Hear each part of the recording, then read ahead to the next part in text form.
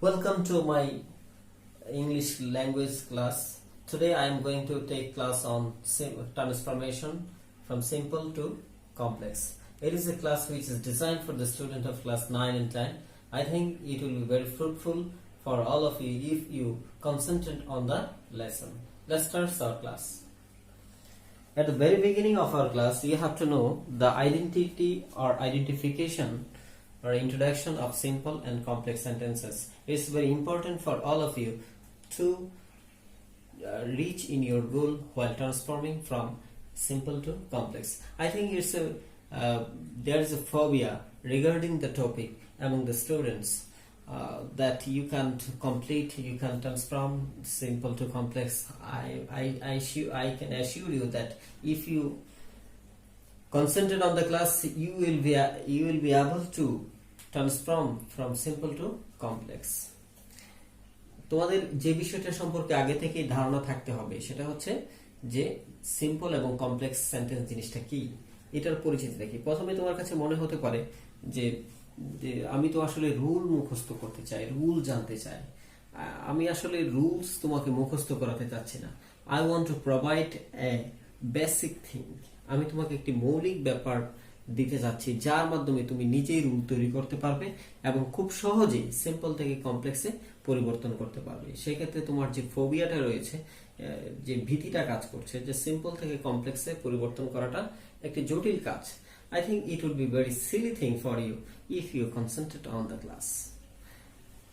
প্রথমেই আমরা সিম্পল এবং কমপ্লেক্সের পরিচিতিটা জানবো। আমি গতানুগতিক ধারার ভিতরে না যেয়ে আমি একটি ব্যতিক্রম ধর্মী একটি ধারার মাধ্যমে তোমাদেরকে সিম্পল এবং কমপ্লেক্স সেন্টেন্সের পরিবর্তনটি শেখাতে চাচ্ছি।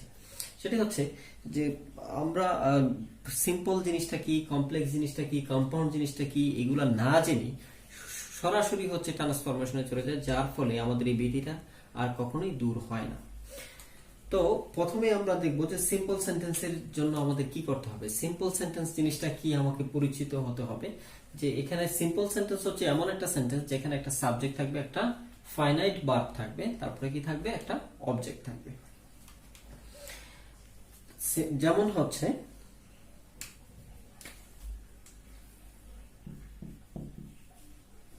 he plays cricket.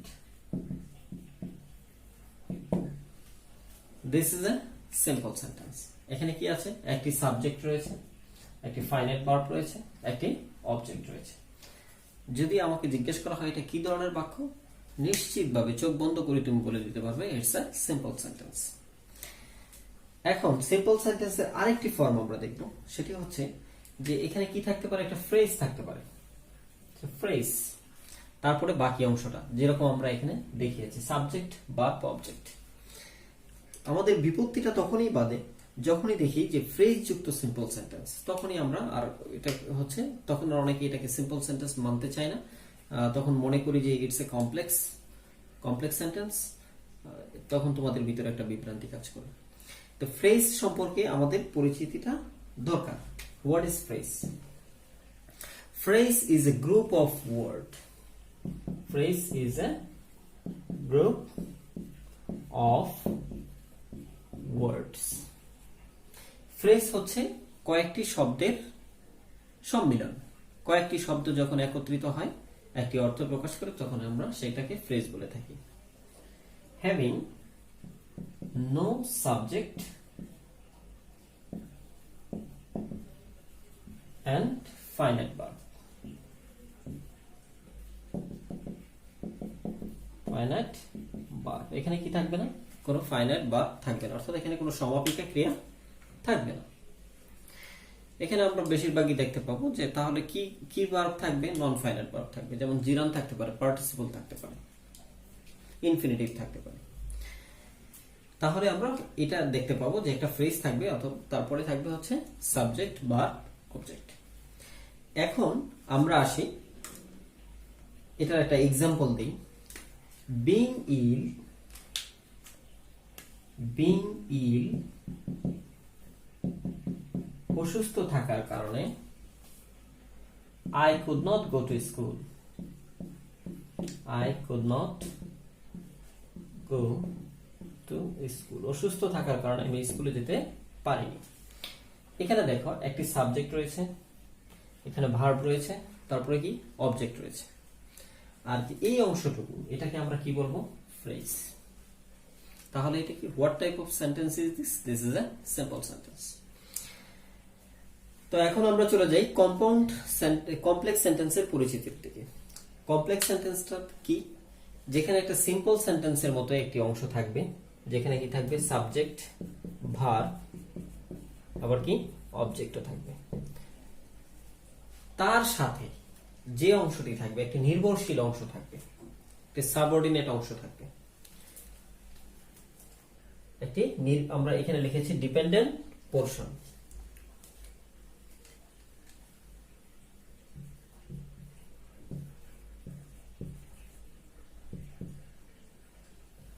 Dependent portion থাকবে। এখানে ডিপেন্ডেন্ট পোরশনে যেটা থাকতে পারে সেটি হচ্ছে একটি কনজাংশন থাকতে পারে, যেমন S, since, when, though, although, এই জাতীয় অনেক শব্দ রয়েছে, এগুলো থাকতে পারে। তার সাথে সাথে subject plus verb plus object থাকে। এখানে একটি মজার ব্যাপার হচ্ছে, এখানে সাবজেক্ট থাকবে, ভার্ব থাকবে, অবজেক্ট থাকবে, এত কিছু থাকার পরেও একটি অংশ থাকবে যেটি হচ্ছে নির্ভরশীল। কি জন্য নির্ভরশীল হয়েছে? এই জাতীয় শব্দগুলোর জন্য। Since, as, when, though, although, এই জাতীয় শব্দগুলো থাকার কারণে এই অংশটা কি নির্ভরশীল অংশ, ডিপেন্ডেন্ট ক্লোজ। আর বাকি যে একটি অংশ থাকবে এই অংশটি স্বাধীন অংশ, ইন্ডিপেন্ডেন্ট ক্লোজ। এরা কি নিজের অর্থটা নিজে প্রকাশ করতে পারে, নিজের অর্থ প্রকাশের ক্ষেত্রে অন্য কারো সাহায্য তাদের প্রয়োজন হয় না। তো আমরা এখন আমার কথাগুলোর অর্থটা তোমার কাছে মনে হবে যে আমি এতক্ষণ যা বলেছি সবকিছুই ফ্রুটফুল। কি জন্য? তাহলে একটু মাথায় চিন্তা করো তো, যে যদি আমরা এই বাক্যটাকে যদি আমরা কি করি, যদি পরিবর্তন করে কি করতে চাই, পরিবর্তন করে যদি আমরা হচ্ছে সিম্পল থেকে কমপ্লেক্স করতে চাই, তাহলে দেখো কি হয়। আমরা প্রথমে দেখব, being ill I could not go to school.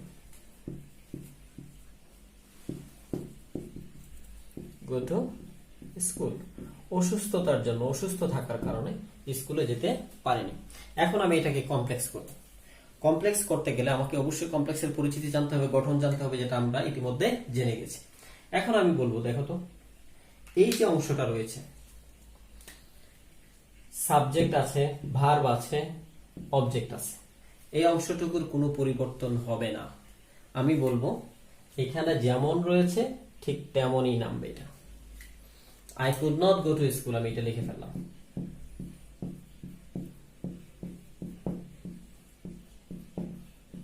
কি জন্য এত কনফিডেন্টলি লিখলাম? তোমাকে বলেছিলাম যে একটি অংশ, এখানে নিচে লক্ষ্য করো, সাবজেক্ট থাকবে, ভার্ব থাকবে, অবজেক্ট থাকবে, অর্থাৎ একটি সিম্পল সেন্টেন্সই আবার কমপ্লেক্স সেন্টেন্সে থাকে।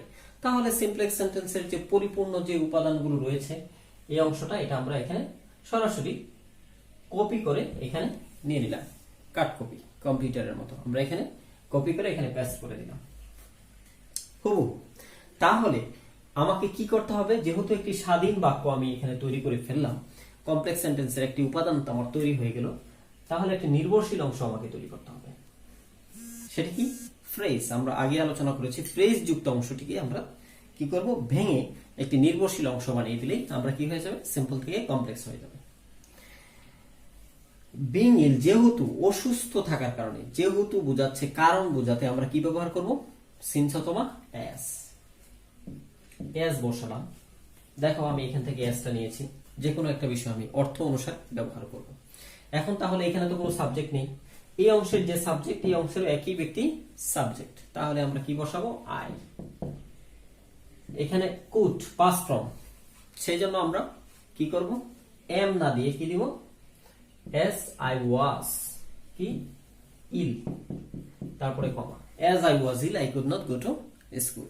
তাহলে তোমরা খুব সহজেই লক্ষ্য করতে পারছো যে আমরা যদি অতিরিক্ত অংশটাকে অর্থাৎ ফ্রেজাল অংশটাকে যদি পরিবর্তন করে ডিপেন্ডেন্ট অংশ বা নির্ভরশীল অংশে পরিবর্তন করতে পারি, অর্থাৎ এখানে নির্ভরশীল অংশে পরিবর্তন করব কিভাবে, যে সিন্স, এস, হোয়েন, অন্যান্য ডব্লিউএস ওয়ার্ড, দো, অলদো, এগুলো ব্যবহার করে আমরা এটাকে কি করতে পারি, একটি নির্ভরশীল অংশে পরিবর্তন করতে পারি। নির্ভরশীল অংশে যদি আমরা পরিবর্তন করি তাহলে এটি কি হয়ে যাবে, একটি কমপ্লেক্স সেন্টেন্সে রূপান্তরিত হবে। তাহলে আমরা মোট কথা বলতে পারি যে সিম্পল সেন্টেন্স হচ্ছে যেখানে একটি ফাইনাইট ভার্ব থাকবে, সাবজেক্ট থাকবে এবং অবজেক্ট থাকবে।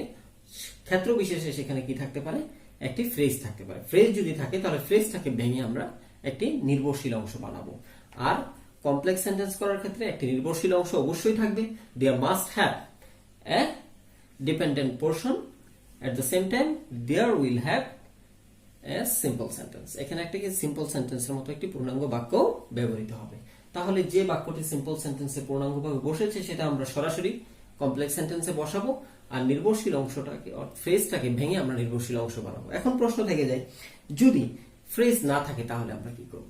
ফ্রেজ যে ক্ষেত্রে পাওয়া যাবে না সেক্ষেত্রে আমরা বিকল্প উপায়ে আমাদের অর্থের পরিবর্তন না ঘটিয়ে আমরা বাক্যটাকে বড় করে রিলেটিভ প্রনাউন ব্যবহার করে আমরা এটাকে পরিবর্তন করতে পারি, যা আমরা আলোচনা করব। এখন আমরা কিছু নিয়মের দিকে যাচ্ছি যে যার মাধ্যমে তোমরা খুব সহজেই সিম্পল থেকে কমপ্লেক্সে পরিবর্তন করতে পারবে। যদি সিম্পল সেন্টেন্সে ভার্ব প্লাস আইএনজি থাকে তাহলে কমপ্লেক্সে পরিবর্তন করার সময় আমরা সিন্স, অ্যাজ অথবা হোয়েন যে কোনো একটি ব্যবহার করব। তবে প্রশ্ন থাকে যে সিন্স, অ্যাজ কখন ব্যবহার করব? এটি হচ্ছে কারণ ব্যবহার করব। কারণ যদি বোঝায় তাহলে আমরা সিন্সেস, আর হোয়েন সময়, সময়ের ক্ষেত্রে আমরা কি করব, হোয়েন ব্যবহার করব। তাহলে এখানে দুটো एग्जांपल দেওয়া আছে, আমরা একটু সলভ করার চেষ্টা করি। Going to market I bought a big fish. বাজারে যেয়ে আমি একটি বড় মাছ কিনলাম। তো এখন লক্ষ্য করো এখানে কি আছে, বাক্যটি কি রকম, এখানে একটা ফ্রেজ রয়েছে যেটা আমরা কিছুক্ষণ আগে বলেছিলাম, আর এখানে একটি পূর্ণাঙ্গ বাক্য রয়েছে। তো আমরা কি করব, কমপ্লেক্স সেন্টেন্সে পরিবর্তন করার সময় খুব সহজেই আমি যেটা করব, I bought a big fish, এটা আমি আগে লিখে নেব, বিগ ফিশ। তাহলে আমার 70% কাজ হয়ে গেল। যেহেতু এখানে সময়ের কথা বলা হয়েছে সেজন্য আমি কি ব্যবহার করব, when। তো আমার সাবজেক্ট কি, এখানে কোনো সাবজেক্ট নেই, যেহেতু ফ্রেজে কোনো সাবজেক্ট স্বভাবতই থাকে না, তো সেজন্য আমাদের সাবজেক্ট, এখানে যে সাবজেক্ট একই সাবজেক্ট আই। when I, এখানে ভার্বের কোন ফর্ম বসবে, অবশ্যই পাস্ট ফর্ম। এখানে এইটা যে পরবর্তী অংশটা যে ফর্মে থাকে এর আগের অংশটা ফ্রেজের ভার্বটাও সেই ফর্মে দিতে হবে। when I went to market, I bought a big fish। যখন আমি বাজারে গেলাম তখন একটি বড় মাছ কিনলাম। তো আমি তোমাদেরকে আবার রিপিট করছি যে পূর্ণ বাক্যটি আমরা কমপ্লেক্স সেন্টেন্সে নামিয়ে দেব, শুধু এই অংশটুকুর পরিবর্তন হবে। আমরা শুধু we should think about the phrasal portion। Phrasal portion নিয়ে শুধু আমরা চিন্তা করব, তাহলে আমরা খুব সহজে এটাকে কি করতে পারবো, সিম্পল সেন্টেন্স থেকে কমপ্লেক্স সেন্টেন্সে পরিবর্তন করতে পারবো। এখন দেখি পরেরটা, studying hard I made a good result. ভালো কঠোর পড়াশোনা করে আমি কি করলাম, ভালো রেজাল্ট করতে সক্ষম হলাম।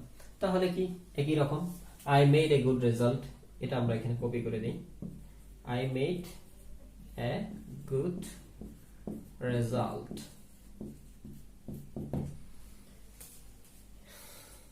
এটা কারণ বুঝিয়েছে, যেহেতু আমি অনেক বেশি পড়াশোনা করেছি সেজন্য আমি ভালো রেজাল্ট করতে সক্ষম হয়েছি। সেজন্য এস যথারীতি আই, এখানে S I studied hard, comma S I studied hard I made good result.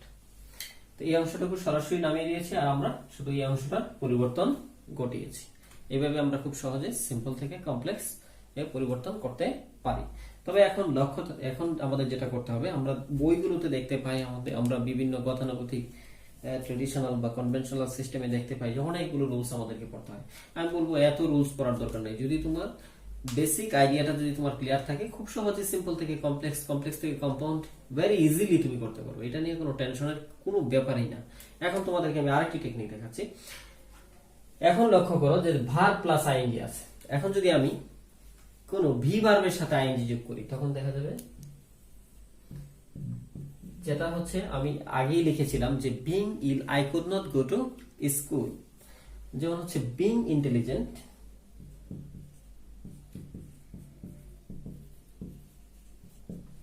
being intelligent he can solve the problem, he can solve the problem. বুদ্ধিমান হওয়ার কারণে সে খুব সহজেই সমস্যাটি সমাধান করতে পারে। এখানে being বলতে কি বোঝানো হচ্ছে? ভি ভার্বের সাথে আইএনজি, ভি ভার্বের সাথে আইএনজি। এখন যদি হ্যাভিং থাকে তাহলে বুঝতে হবে যে হ্যাভ ভার্বের সাথে আইএনজি। এখানে কি আছে? অবশ্যই হ্যাভ, হ্যাজ অথবা হ্যাড, যে কোনো একটি তুমি ব্যবহার করবে। প্রেজেন্ট টেন্স হলে have, has, had, have, has, আর পাস্ট টেন্স হলে হ্যাড ব্যবহার করবে। এখন যেহেতু বিং আছে তাহলে এখানে অবশ্যই তোমার এর ভিতরে যে যে বিষয়গুলো থাকে am, is, are, was, were. দেখো এর ভিতর থেকে আমরা এখানে 4টা রুল কভার করলো।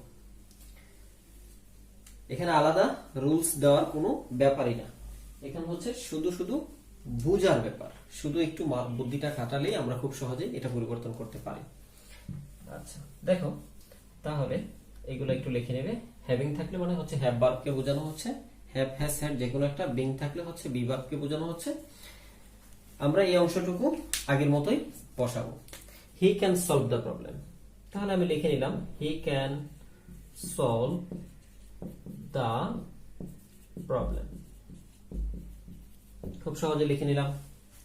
এখন আমি এই অংশটুকুর পরিবর্তন ঘটাবো।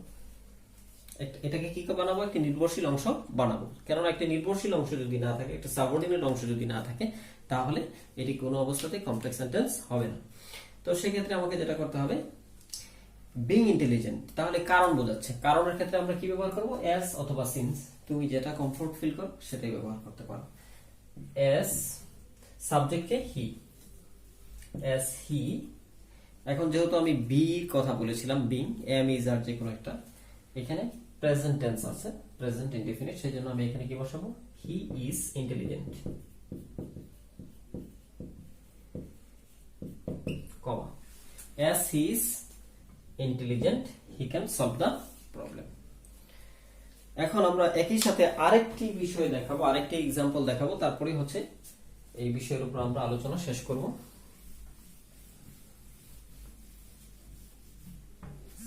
যেমন having finished the work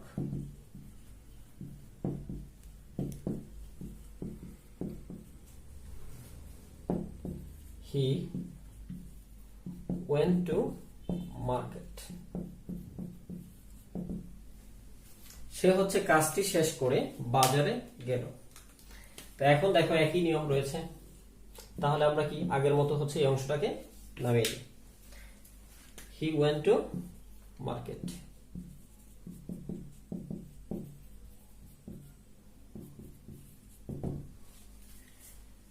আচ্ছা having finished the work, তাহলে সময় বোঝানো হয়েছে। যখন সে কাজটি শেষ করলো তখন সে বাজারে গেল, তখন আমি কি বসাবো? when, when সাবজেক্ট হচ্ছে he, finished, এখানে একটি মজার ব্যাপার রয়েছে। হ্যাভ, হ্যাজ, হ্যাড যে কোনো একটি অক্সিলারি ভার্ব আমরা, বি ভার্ব আমরা ব্যবহার করব। তাহলে কি ব্যবহার করব সেটা একটু দেখি। সেটা হচ্ছে এটা যেহেতু পাস্ট টেন্সে রয়েছে সেজন্য আমরা কি ব্যবহার করব? হ্যাড ব্যবহার করব। when he had finished the work, তোমরা একটু জায়গা ম্যানেজমেন্ট করে লিখবে। when he had finished the work he went to market। এখন দেখো এখানে আমরা অনেকেই ভুল করে যদি হ্যাজ লিখি তাহলে এটা কি হবে? ভুল হবে।